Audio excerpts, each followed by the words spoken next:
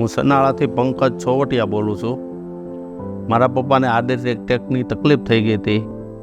Emergency સારવાર લેવા માટે અમે ગોંડલ ગયા. ત્યાંથી એવું કીધું કે આ કેસ સિરિયસ છે, એટલે અમે ગાડી તેડાવી રાજકોટથી ક્રાઇસ્ટ હોસ્પિટલની. તો ત્યાં અમે અહીંયા કોણિયા સાહેબ પાસે એની સારવાર લેવા માટે આવ્યા.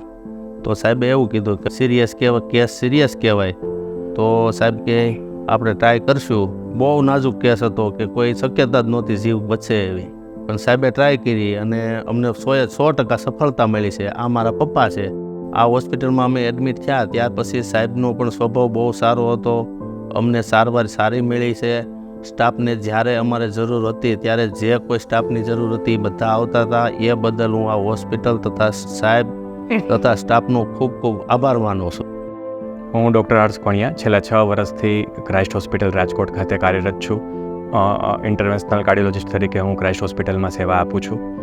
અમારી હોસ્પિટલમાં હૃદયરોગની વિવિધ બીમારીઓ જેમ કે હૃદયરોગનો હુમલો, વાલ્વની તકલીફ હોવી, હૃદય નબળું પડવું વગેરેની સારવાર ઉપલબ્ધ છે અને આ સારવાર વિનામૂલ્યે મા કાર્ડમાં પણ શક્ય છે.